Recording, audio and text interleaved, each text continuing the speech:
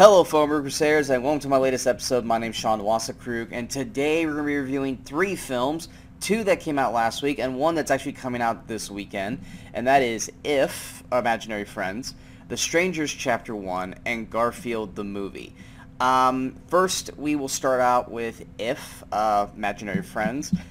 This is a movie that I kind of was excited for certain reasons, but also very hesitant in other ways. I mean, first things first, you got Ryan Reynolds, who's probably like one of my favorite actors in Hollywood right now, and you also got John Krasinski, who's directing this. Now, John Krasinski has done a great job with his directing so far with A Quiet Place Part 1 and Part 2. Better so with, obviously, the first Quiet Place film than the second one, but I was excited to see what he was going to do here, because we know that John Krasinski is really good at doing the horror genre with the Quiet Place, but I wanted to see where he was going to go with in the family type film atmosphere, because this movie, while having Ryan Reynolds and the actual aesthetic of what this film is about, gave very much of a Paddington vibe. And I've said that previously with films like Wonka and stuff like that, where, and I say Paddington in a term of appreciation, and I mean that in a good way, because the Paddington films are films that you look at on paper or you see a trailer for and you're like, I'm not watching this movie, this is a kid's film. And then you end up watching it and it's so endearing and it's so heartfelt, and you know, you just love the movie for what it is, because it just makes you feel good that you just want to go back and visit it over and over and over again. I felt the same way about Wonka last year, where if you're having a bad day and you just want to feel happy, that's a movie that you just want to pop on and just embrace and enjoy. And If felt like it was going to give off those vibes. So I was real excited, but also, like I said, hesitant, because while watching the trailers, it looks like it has the potential, but it also looks like it could just be a movie that's just kind of okay and not great. Especially word of mouth so far from people who had seen it prior to its release was kind of in that ballpark, that it's fine, it's okay, it's not great. So I kind of went in with about even expectations. Nothing super crazy high or anything like that. Like I said, the cast is going to be one of the biggest things apart this. You got, obviously, Ryan Reynolds. John Krasinski's directing. He also plays 2 characters in the film. He plays the dad, who's in it more than I thought he was going to be, which he's not in it a lot, but I thought he was just going to kind of be like in the first 5 minutes. But he's actually spread out throughout the film a couple of areas, and he is so damn endearing as a dad. He's great, because Krasinski's just fantastic in general. That I appreciated his character as the dad a hell of a lot more than I thought it was going to be. And then he's got like one scene as an imaginary friend in the film, which is, I think everyone's seen that character in the trailer. It's a funny moment. The rest of the cast, you got Fiona Shaw as her grandmother. You got Kaylee Fleming as Bee, who's the actual main character. Many people will know her as Judith, or Little Ass Kicker, from The Walking Dead.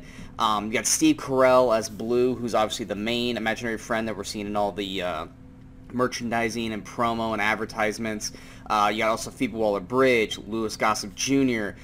You got Bobby Moynihan. You got then that's where you get to the craziness of all the names. You got Awkwafina, Emily Blunt, George Clooney, Bradley Cooper, Matt Damon, Bill Hader, Richard Jenkins, Keegan-Michael Key, Blake Lively, Christopher Maloney, Sam Rockwell, Maya Rudolph, Amy Schumer, Jon Stewart, and then there's one other one, but I'm not going to spoil it. He doesn't have any speaking lines, but when you find out that that was the actor who played that imaginary friend, it actually just is an extra comedic value to it, so I'm not going to say that one.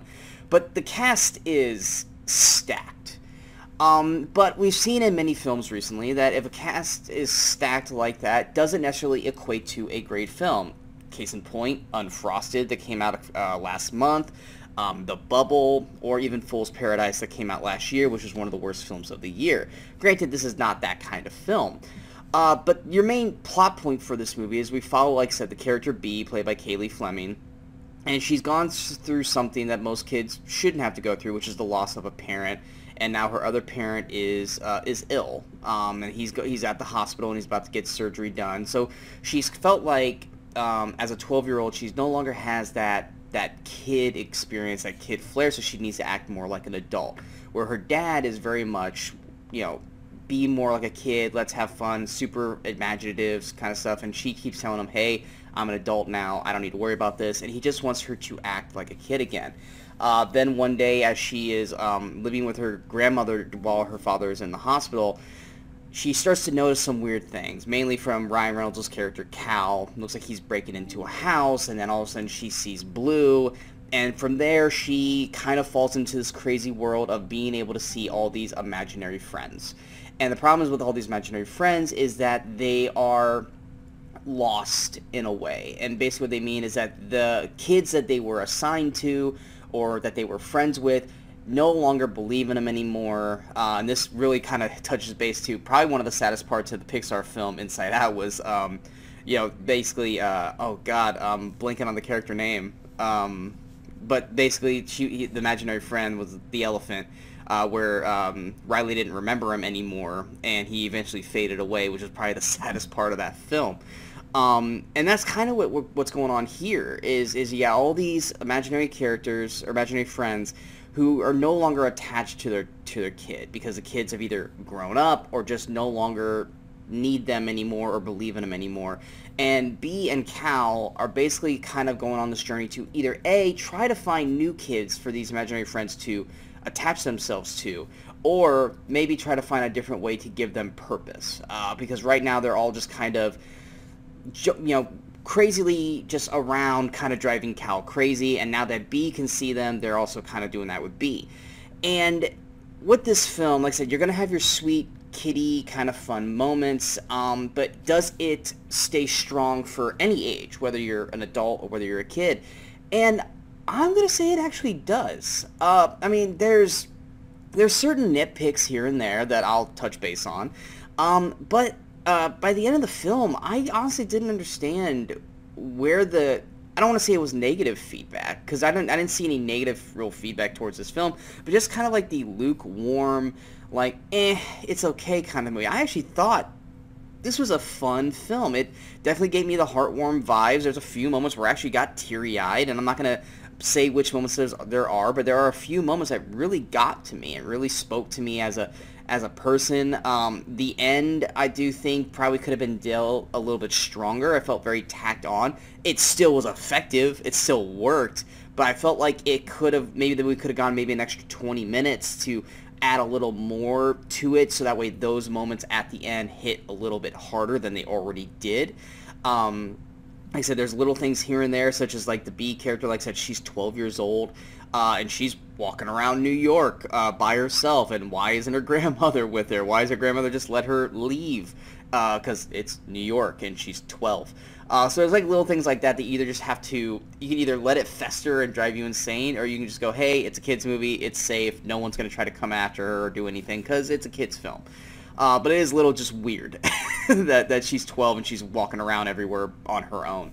But Kaylee Fleming as Bee, she's great. She definitely brings this lightness to her character. You normally see a character like her in these films based off of what's happened to her, and she usually comes off very jaded or unlikable until a certain point of the film when she kind of embraces all the craziness. But she just kind of comes off as this sweet, girl who tries to make everyone around her happy, tries to make sure everyone's taken care of, even strangers that she meets. She just has this lightness to her, which really spoke volumes for her performance, because, like I said, we all know her as Judith, little ass kicker from The Walking Dead, which she was great at, but she has to be this hardened character on that show because, zombies. Walkers. But with this, it was definitely a different tone, a different change for her as a performer, and I actually really liked it. It was something that made me want to take notice of her in future installments, much like what we felt like with Haley Steinfeld when she had her first film in True Grit. It makes me take notice of her. Hopefully she branches out, does more and more things, because I actually really appreciated her performance in this film. Ryan Reynolds as Cal, it's Ryan Reynolds. You either love him or you hate him based off of how his charisma is. I obviously love him. But one thing I've always noticed with Ryan Reynolds that I don't think he gets enough recognition of, because everyone loves his R-ratedness and his raunchy conversations and jokes and everything like that, is Ryan Reynolds is really great with kids. We saw this in Definitely Maybe with his daughter in the film, and we were seeing that here with Bee. He's really, really good playing off of CGI characters with the imaginary friends, but he's also got this great chemistry and rapport with Bee throughout the film. And I actually just really enjoyed them together as a group. And that's something that I think we take for granted, that Ryan has the ability to do these kind of films. Even though we love him as like Deadpool and other films like that, that it's just nice to see him come back and do movies like these, because he does work so well with the younger casts. Like I said, Krasinski is great in the film in the small doses we get. Steve Carell as Blue, this is probably... if you ever were missing kind of old school Steve Carell, when I say is like his zany comedy like he did early years, like with Anchorman and Bruce Almighty and stuff like that, you're definitely going to get that more here with his character of Blue, because he is very much of an unhinged Steve Carell here, which, like I said, you either love it or you hate it. I embrace it as more of kind of a throwback performance of his, so I actually enjoyed it quite a bit. The rest of the cast is all solid in their roles. They kind of just have little small parts here and there. There's a part with Bobby Moynihan that I think is probably one of the most touching parts of the film, and I was not expecting that from that character and the people around him in that. But like I said, this movie is very touching. It's very heartfelt. Now, what I do think they could have done better with this film, or what I think what they should have done with this movie, is this was a great kind of one-off story for this, you know, mindset of you know, someone trying to find ways to get the imaginary friends back to either their previous owners or maybe new owners. This could have worked really well as a series, like a television series, where each episode is dedicated to one particular imaginary friend, and either you are trying to get them reacquainted with their old kids, or you're trying to find them a new replacement kid to latch onto. I think that could have actually been a really well done series, because the whole time watching, I was like, there's so many imaginary friends that I would love to see what happens with them, because they're so unique and fun and everything, that I would have really loved to have seen where we get with those characters. But obviously the main focal point is B, Cal, and Blue, and Phoebe Waller-Bridge's Blossom, that you don't really get the time that you really want with these other ifs. And a TV series would have done a way better job of that. Now, that could something they could just totally do down the road, but you're obviously not going to have Ryan Reynolds and Kaylee Fleming and Krasinski attached to that, because they're going to move on and do other things. But that's probably one thing I think this movie could have excelled at. That use this movie as kind of a jumpstart point, and then continue this on as a television series, whether it be on Disney Plus or Max, because they'll have the budget, or even Netflix. I think this actually could be a really good television series if they give it the chance. Like I said, overall, this was better than I expected it to be, and I think maybe because of the word of mouth of it being kind of just or okay, maybe opened me up to embrace it a lot better than I did or was expecting. But I don't think this movie deserves the kind of lukewarm reception that it's getting. I think it actually deserves a lot better, and it's something that I definitely would recommend. I think you guys should definitely check it out. I'm trying to pull up my score here. I didn't have it pulled up, so if you guys wonder why I'm like fidgeting around here, that's what I'm trying to do. But yeah, I think, like I said, it's a strong film. It works in every way that I would expect it to work. Now, granted, it's already being considered a flop in terms of box office. It did not have a great first weekend. Don't even get me started on the BS with Fall Guy that I had to read the other day. But like I said, at the end of the day, I thought If was a very, very strong film that we can look at and see more of. Hopefully, I would love to see more of, because like I said, I really, really enjoyed the film overall. But I gave If a 79%. Definitely strong recommendation. Check it out. Like I said, there's little nitpicks here and there that you can attack. Like I said, be a 12-year walk around in New York, and of course, like I said, I feel like they could have maybe added 15 to 20 more minutes of film to really establish it better for the other Ifs, because of how they did the end of the film. Like I said, worth checking out. Gives that Paddington Wonka feel. I think you guys are going to have fun watching it and embrace it. Next, we are going to move to Strangers Chapter 1. I'm going to come out and say this right now. I am not a fan of this franchise. I think the first film with, I can't remember who the male lead was, but Liv Tyler was the female lead, or the final girl, if you want to call her that, in the first film. I thought it was a good concept, had the potential to be great, but the movie basically, in terms of what I'm going to talk about here, cliched, tripped on itself over nothing, and kind of failed how it ended the film. I thought it was a solid attempt as kind of like a one-off movie, but ultimately I didn't think this was going to turn into an actual franchise. Then we had Strangers 2, Prey at Night, which I thought was a garbage film. I thought it was horribly well done. It was one of the worst films of the year for me, and I was kind of ready to be done with this. But then out of nowhere, they announced that they're going to do a trilogy of these movies all coming out this year, and this is Chapter 1, and Chapter 2 is going to be like in August or September, and who the hell knows when Chapter 3 is coming out. And I was like, they kind of made it seem like this was going to be a prequel or something, basically because they call it Chapter 1. So I was like, alright, I'll give it an opportunity, but I'm coming in with the lowest of low expectations because, like I said, I don't really care for the franchise. The only real name in this movie that I knew was Madeline Petch. I think it's how you say your last name. I'm probably saying that wrong, and I apologize. She's from Riverdale. I think she's probably the one decent aspect of this film, because this movie's not good. It sucks. Literally, the movie starts off on the wrong foot. It's trying to be... and you can kind of go one or two ways with films like this when they really start to open up with an opening... not an opening crawl like Star Wars, but basically dialogue on screen trying to explain the brutality of what these films are. And it says, like, oh, I'm not going to have the exact number memorized, but it's like, there's over 200 and something brutal attacks or crimes in a year in America, blah, blah, blah. One happens every 7 seconds. And then it's like, since you've been watching this movie, which has been like a minute, 8 have already happened since you started watching, which at that point you just kind of roll your eyes at it. And then it goes, this is one of the most brutal to date. Guess what? It's fucking not. This movie promises something in the first minute of the film, and then the movie ends. Now, granted, they could just be talking about the trilogy as a whole, and we're only seeing the first part. But just from what we got in the first film, I've seen way worse in any other horror film or any cop show on TV or Netflix or anything like that. Because what we got here in this first film was nothing at all. Now, granted, it could also escalate into Chapter 2 and Chapter 3, and that's what they're talking about at the beginning, but who the hell knows? Frankly, I don't really care enough to maybe want to even check these other two out, because this movie did literally nothing to really make me want to. Because at the bottom line, this film is, and I kind of said this a little bit earlier this year with the movie Imaginary, this is basically a bingo card of every cliche horror film that you could absolutely have. You could literally make a bingo card for this movie, and you will get bingo instantly.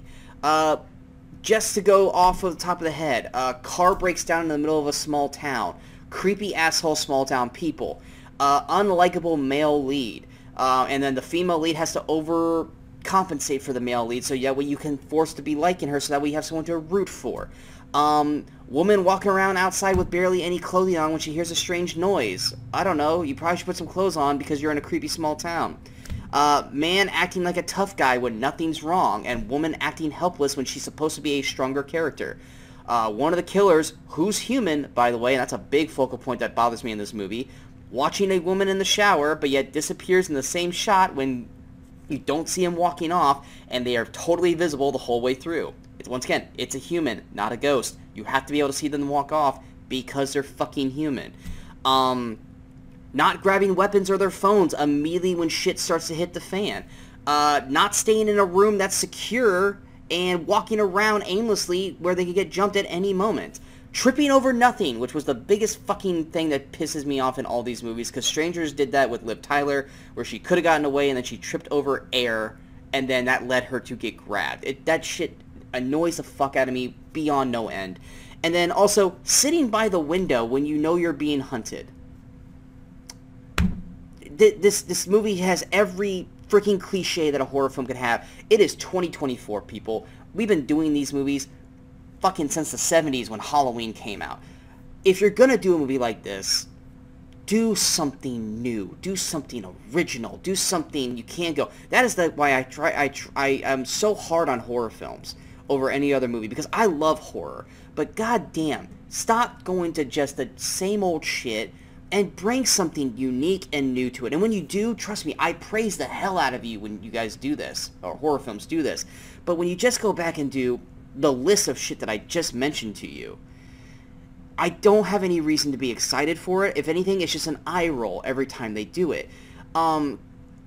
Also, they're in the woods, but yet every human killer, for some reason, has stealth-like movement. There's leaves, there's branches, there's crap all over the ground. But yet when the people being hunted are walking around, they're noisy as hell. But yet somehow the killers can sneak up on them in the same area with no noise.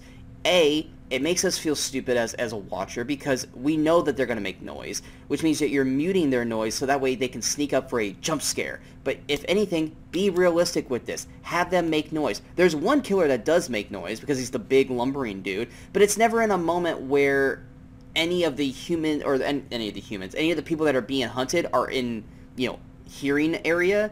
So it's like, it's just a frustrating thing where it's like, oh, we got to show that they make noise. Yeah, but let's not do it in an area where the two people being hunted can hear them. Because anytime the two people that are being hunted are in the woods, they sneak up on them with stealth-like quietness. And that's the shit that irritates the hell out of me. It's like, these are human killers, and nothing about this movie makes them human until they get caught, or until they capture said humans. And then it's just like, what do we do? And then what they end up doing is just the most tame kind of, okay, I guess I thought you guys were going to go way worse than this because you guys have been building up to this like you're going to do something way worse. And then at the end, you really just don't do nothing. Not to mention at one point, the woman calls the cops in a small town, yet it takes them, like, based off of where the time is in the film, 20 to 30 minutes to show up. Which either A, tells me that the cops are in on it because it's a small town, or these are the most incompetent cops we've ever seen. Because it's a small town, they should have been there probably in 5-10 minutes, and it took 20 to 30 minutes for these cops to show up. Like I said, the performances of the two leads are not necessarily that bad. The dialogue's not great, so it doesn't really give them a lot to work with, but they do what they can with what they have. Like I said, you could have made this interesting. You basically gave us a chance to start over with The Strangers by calling it Chapter 1 and knowing that we're releasing 2 more later in the year, but you did absolutely nothing to make this interesting. I kind of felt like this was going to be a prequel. Maybe we're getting an explanation for why these 3 strangers, I'm trying to figure out what you got Dollface, Pinup Doll, and Scarecrow, I think is what their actual character names are called. I figured maybe we'll get an explanation for why these people want to do this, or maybe this is their first kill, so maybe they're not going to be so great at it, or maybe they're going to, stumble along the way, or maybe show why they chose these masks, or maybe we'll actually see who these killers are, because we've never got to see what they looked like. I thought maybe we're going to get something like that, something unique to the Strangers mythos that would explain why they are the way they are. Nope, it's just the same fucking Strangers movie overdone. It's like they've done this before. They are not doing anything different that we haven't already seen in the previous 2 films. It's just the same lazy, unoriginal, and unneeded film that we're supposedly going to get 2 more of these now, and it brought nothing new. It's just the same shit, different day with these films. And I really don't care to see the rest of this. I don't care to see where the movie goes from here, because like I said, it's just going to be the same fucking film done 2 more times this year in a cheap cash grab. So for me, it's not the worst film of the year. That's still going to go to Madam Web, because that movie just has no business being as bad as it is. But this is definitely right there behind it. I'm giving Strangers Chapter 1 a 22%. Lastly, we have Garfield the movie. This is a movie that Brian and I have been in a very, I wouldn't say heated, but a very at odds conversation. If you go back to our summer movie preview, he thinks this movie's not going to do well in the box office. I think this movie's going to actually be probably one of the bigger box office draws this summer. I feel like kids and adults who were fans of Garfield when they were kids are going to go out in droves and see this film. And they had an early screening this past weekend, and I actually got to check it out. A lot of people were giving crap to this movie already because Chris Pratt's doing the voice. Once again, I still don't understand the hate for Chris Pratt. People were pissed when he was Mario, and he was actually really good at Mario in the Super Mario Brothers movie, and that became a box office monster. Was it last year? Yeah, last year. And now he's going to be Garfield. And I'm going to tell you this right now. He's fine in the film. Garfield doesn't have, he kind of has a unique voice, but Chris Pratt can totally do that voice. It's not like Mario where it's like, oh, Chris Pratt's going to do an Italian accent, which, once again, they figured that shit out in the first 5 minutes of the film to make that okay. Chris Pratt is solid in the movie as Garfield. There's not, like I said, this big enough of a unique voice that Chris Pratt takes you out of the film. But, nonetheless, I'm a fan of Garfield. I've always enjoyed the Garfield comics. My dad always had these comic books, like actual like little booklets of like 50 different Garfield stories, and I would read the hell out of those when I was a kid. And then when newspapers were still a legit thing and we would get the Sunday newspaper, Garfield was always one of the ones that I would read. And then you had Garfield and Friends, which was a cartoon show that was on every day, and I would watch that. So, and I even watched both shitty live-action movies that came out with Bill Murray. Once again, perfect Garfield, but the films were schlocky, kiddie, and not good. But I watched those, so I like Garfield, and I was excited to see that they were going to come out and do a Garfield film. The trailers didn't really do anything for me, but once again, I'm older. But that's where I think that this week's actually going to be a huge box office draw, because I think you're going to get the people like me who maybe the trailer didn't do much for me, but I still want to see how this movie works because it is Garfield and they're going animation with it, which I think is the smart approach. And, of course, kids love pets, and they're going to want to see these movies, much like Despicable Me. You give them something cute and stupid like the Minions, and Garfield has that in droves. So yeah, going to the actual film itself, the main plot for this movie is after Garfield's unexpected reunion with his long-lost father, Ragged Alley Cat Vic, voiced by Samuel L. Jackson, he and his canine friend Odie are forced from their perfectly pampered lives to join Vic on a risky heist. Voice cast-wise, like I said, solid voice cast here. Like I said, Chris Pratt is Garfield, Samuel L. Jackson is Vic, his long-lost father. Hannah Waddingham plays Jinx, who's the villain of the story. You got Ving Rhames as Otto. Nicholas Hoult plays John. Harvey Guillen plays Odie, which he basically just barks the whole movie. Brett Goldstein plays Roland, who anyone who loves Ted Lasso, you guys know who Brett Goldstein is. Snoop Dogg's got a cameo in the film as well. Cecily Strong plays Marge. So like I said, solid voice cast throughout. Animation-wise, it's fine. I wasn't expecting like Pixar level or DreamWorks level animation from Sony. It's Garfield. The simpler, the better. Just make it look clean, which they do. And voice-wise, I think everyone is solid with their voices except for Nicholas Hoult, which was shocking because I love Nicholas Hoult, but I felt like he played John way too wimpy in this movie. I didn't really like his performance as John. Now, granted, John's not in the movie a lot because this is a kind of heist road trip kind of movie for Garfield, Odie, and Vic. But whenever John was on screen, that was the one character that just did not feel like it should have been. A little too soft-spoken, a little too wimpy. Not that John's this big, like, you know, strong, lumbering character, but it just didn't, it felt off every time John was on screen. That was the only character that I think didn't fit well with the movie itself. The story is, it's fine. It's not anything we haven't seen 1,000 times over in many other films or animated or live action. Like I said, I think Pratt does a solid job as Garfield. Samuel L. Jackson, honestly, probably sounds the least like Samuel L. Jackson in this movie. Like, you can tell his voice, but he's not Samuel L. Jackson it up, if you guys know what I'm saying. There's a lot of times where I was like, you could have honestly casted anyone in this movie. You didn't have to cast, you know, Samuel L. Jackson in this, and I probably wouldn't have known the difference. Whereas like other people like Ving Rhames, you could definitely tell, and Brett Goldstein, you could definitely tell that it's their voices in the role.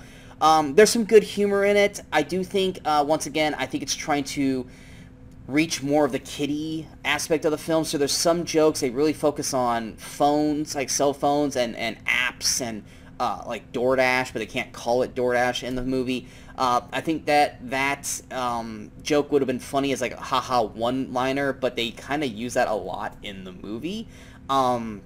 So that stuff really didn't work for me. The actual story that we do get to see the first time John and Garfield meet, which I thought was a endearing like 5-10 minutes of the film itself. So it was nice to see where they met and how they became a family, and then eventually Odie as well.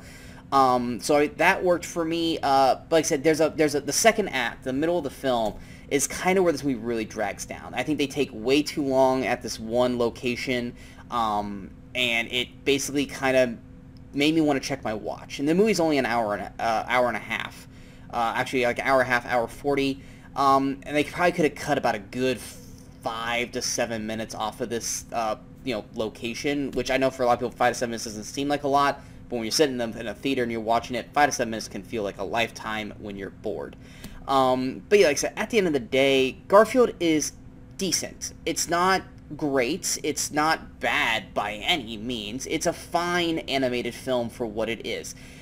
It does have enough to get people to go to the theater. It has enough for kids to like the film. I just think adults are going to want to see this more than once, which most animated films, adults don't want to see it more than once anyway, unless it's something just really, really good. So yeah, it's a solid jumping off point if they want to consider this a franchise, like Super Mario and stuff like that. They could continue to do stuff like that. But this isn't a movie that I would probably really ever want to go back and rewatch, just because there's way better things out there to watch. We'll see how it turns out in the box office, but for me, it's a solid to average film at best. I'm going to give Garfield a 62%. It could have been better. It could have had a better story to it. But it is what it is, which is felt like more like a generic Garfield story that's a good jumping off point to a franchise, or it could just be a random one-off. But like I said, if it's as good at the box office as I think it's going to be, we're probably going to get sequels in droves, much like Despicable Me and other films of the like. I hope you guys enjoyed these reviews. If you guys did, go and hit that like, share, and subscribe button to the channel so you guys stay up to date with all the latest videos that pop up on the Movie Crusaders. And of course, you can follow us on all the social media outlets you see below. Coming up next, Brian Michaels and myself will be back to do a kind of a State of the Union for the MCU. We're going to kind of give our rankings for the MCU films so far, movies and TV shows, and talk about where we see the MCU going further with Deadpool and Wolverine coming out later this year, and just kind of give our thoughts on where we think the, basically where our thoughts are, on whether we like, dislike, are we excited for where we're going, all that kind of stuff. That video will be out here later this week. This week as well, Furiosa, Mad Max Saga comes out. I'm really excited. Just rewatched Mad Max Fury Road last night. It still is a phenomenal film. Not that I felt like it was going to be worse, 9 years later.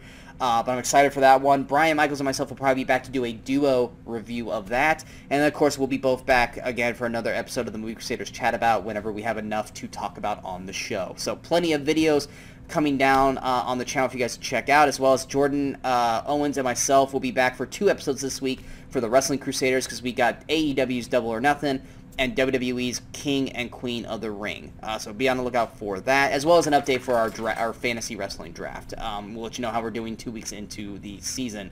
Like I said, plenty of stuff to watch. Hope you guys check it out. Until next time, in case I don't see you, go watch some movies and go have some fun.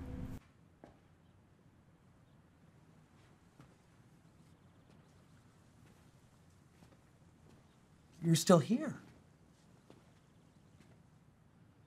It's over. Go home.